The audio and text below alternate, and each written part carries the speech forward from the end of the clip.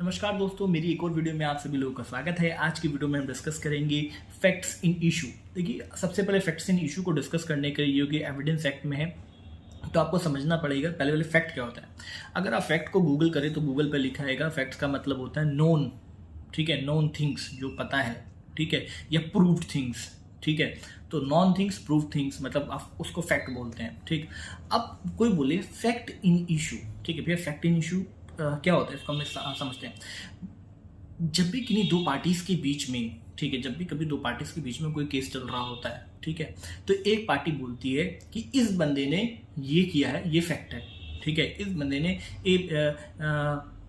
B बंदे ने सी का मर्डर किया है। ए बंदा बोलता है बी बंदे ने सी बंदे का मर्डर किया है, ये फैक्ट है, ठीक है। लेकिन बी पर्सन जो होता है वो बोलता है नहीं, ऐसा नहीं है, मैंने मर्डर नहीं किया है, ठीक है, दिस इज नॉट हैपन, ऐसा नहीं हुआ था। तो मतलब ए पार्टी ने फैक्ट बताया कि बी ने सी का मर्डर किया, लेकिन बी पार्टी ने उसे डिनाई कर दिया। तो उसने किसको डिनाई करा? फैक्ट को डिनाई करा। तो इसको बोला जाएगा फैक्ट इन इशू, ठीक है। तो हम इसको बोल सकते हैं when case is going between two parties, ठीक है, when one party gave fact that things happen by, things done और हैपन बाय ए, ठीक है, की गई हैं, और sorry by B, but B party denied that कि such things are not happen, non as fact in issue. से fact in issue कहते हैं। सब जैसे मैंने एग्जांपल दिया था, ए और बी और सी का, ए कहता है बी ने सी को मारा है लेकिन बी ने मना कर दिया, तो इसका ये एग्जांपल हो गया। अब क्या होता है उसके बाद आ जाते हैं रिलीवेंसी। रिलीवेंसी क्या होती है, या रिलेवेंट फैक्ट जो हम पढ़ेंगे, तो रिलीवेंसी बोल सकते हो या रिलेवेंट फैक्ट बोल सकते हो। जब ये क्या चीज़ है, this is the thing which confirm, जो कि कन्फर्म करती है कि वन फैक्ट, जो एक फैक्ट है, इज इन रिलेशन, वो रिलेशन में है अनदर फैक्ट, दूसरे फैक्ट के, ठीक है। ये बताती है कि एक फैक्ट रिलेशन में है दूसरे फैक्ट के। कैसे?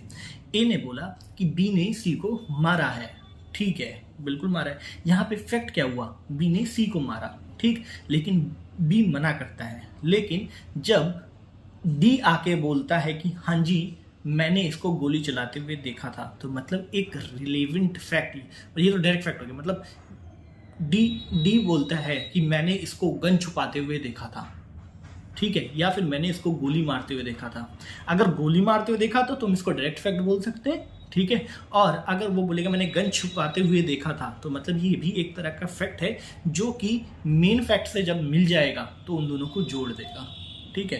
सो relevant fact is a thing when which confirm that relation of one fact to the another fact, non as relevancy और रिलेवेंट फैक्ट। एडमिसिबिलिटी, एडमिट करना, एडमिशन करना, या एडमिटेबल फैक्ट क्या होता है? देखो भैया, जब कभी भी आप कोर्ट में जाएंगे और आप सीधा कहेंगे इसने ये काम करा है, ठीक है, और उस पर आरोप लगा देंगे, एक फैक्ट लगा देंगे, तो क्या कोर्ट उसको मान लेगी? नहीं भैया, कोर्ट उसको नहीं मानती। कोर्ट अगर वो आप बोल दो कि बी ने सी को मारा है, तो वो नहीं मानेगी उस चीज़ को। वो क्या बोलती है, आप ऐसे और फैक्ट लेके आओ, ऐसे और फैक्ट लेके आओ जो कि प्रूफ करें कि बी ने ही सी को मारा है, ठीक है, आप ऐसे और फैक्ट्स लेके आओ, ठीक है। सो हम इसको कैसे बोल सकते हैं? When you give fact in a court and also proof this fact is in relation with other fact of the case में, ठीक है।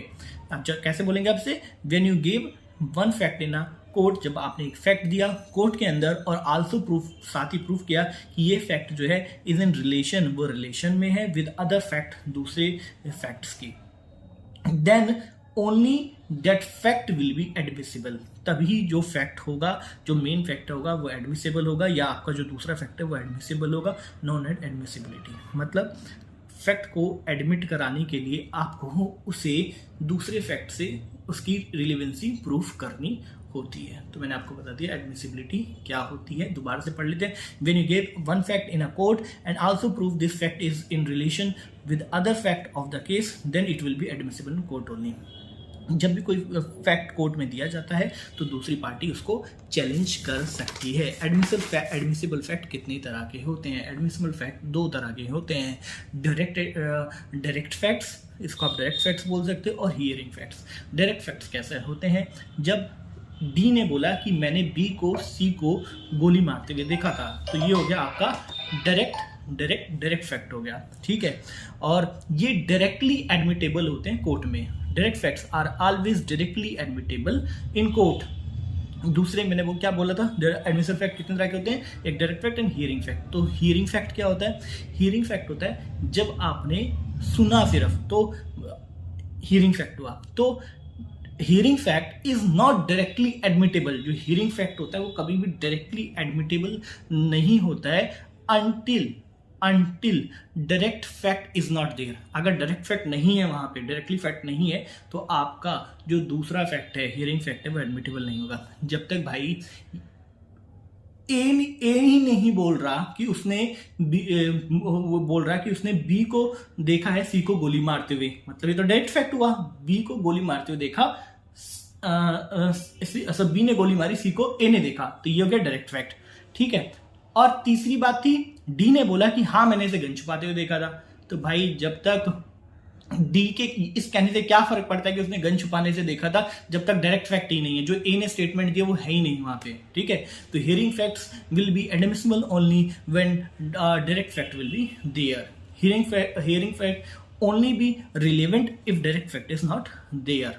जैसे कि हस्बैंड और वाइफ की जो बातें होती हैं वो डायरेक्ट वो कैन में डायरेक्ट फैक्ट में नहीं आती, वो हियरिंग फैक्ट्स के अंदर आती हैं एज पर कोर्ट। एडवोकेट जो अपनी क्लाइंट्स को बताता है वो भी रिलेवेंट फैक्ट के अंदर हियरिंग फैक्ट के अंदर आता है, ठीक है, वो डायरेक्ट फैक्ट्स के अंदर नहीं आता है। तो ये मैंने आपको बता दिया इशू इन फैक्ट डिटेल्ड के अंदर। आपको मेरा वीडियो अच्छा लगा तो प्लीज़ लाइक कीजिएगा। Thank you so much.